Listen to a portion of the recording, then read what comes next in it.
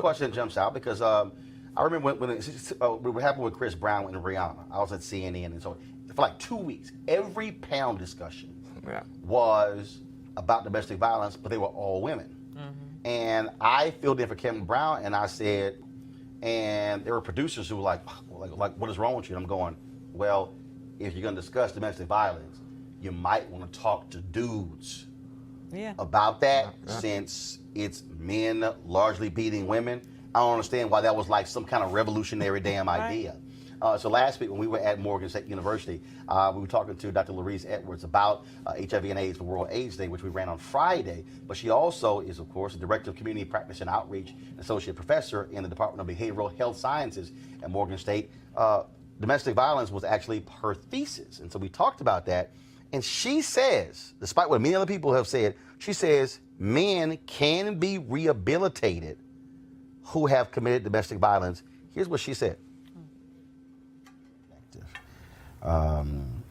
Studying behavior, men and women. I mean, how do we deal with, in our community, this issue of domestic violence? Historically, certain things that happen within families of color, black families, we want to keep it there. But when a person is lethal or in a position to kill or harm somebody, those are the kind of things we need to reach out for help with. I also think, I remember when the Chris Brown, Rihanna domestic violence incident happened. Yes. I was on CNN, and I watched this conversation for 2 or 3 weeks. And so then when I went to fill in for Campbell Brown, I said, I need a panel of all men.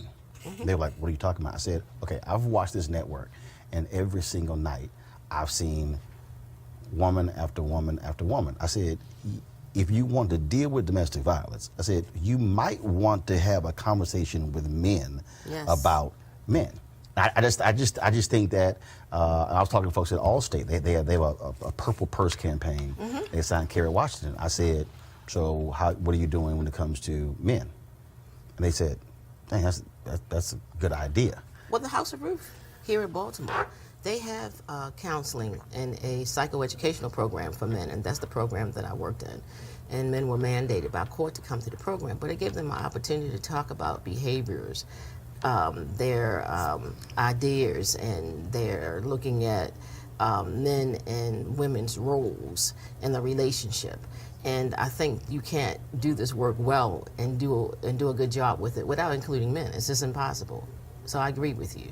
You definitely have to include men in discourse. When we, I've seen other stories, and as a sister who was very active against anti-violence against women, she is a rape survivor, and others. Wow. I've heard, we've had these conversations, and they've said, sorry, a man cannot be, once he strikes a woman, once he abuses a woman, no, that's who he is for the rest of his life. Can't be reformed, can't be fixed. I disagree with that. Explain it. The reason why I think sometimes violence is a learned behavior. And a lot of times people hurt other people because they've been hurt. And there's a good possibility that a man who inflicts violence on women and violence in general may have had some issues in his past where he was abused. So we can't rule out that they cannot be, for the lack of a better term, reformed or rehabilitated. Because I know men who've come through domestic violence programs very successfully and realized the sources of their anger and their latch out to their intimate partners. So I disagree with that. And I also disagree, you know what people always often say, it's the alcohol or it's the drug that exacerbates the violence. But there are people who are violent, men and women, who don't drink or use any kind of substance. So we can't use that as an excuse anymore either. How do we, I don't have any children, but I have nieces and nephews.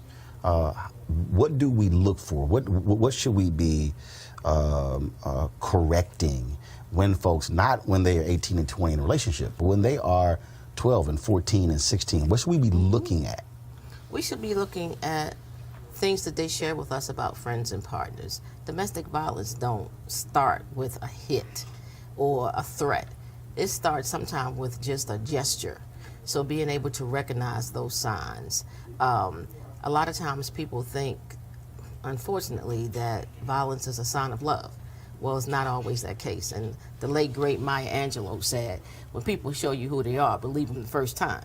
So it's good to be able to recognize people who want to know where you're going, people who are aggressive, want to keep you all to themselves, trying to keep you away from family and friends, want to know where you go, where you are. And social media doesn't help at all these days, because Instagram and Snapchat, and people can get to you when they want to.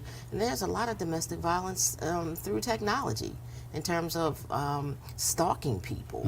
So we have to be mindful of all of the avenues that play a role in perpetuating violence, particularly domestic violence. All right, folks. We certainly appreciate Dr. Edwards for that conversation.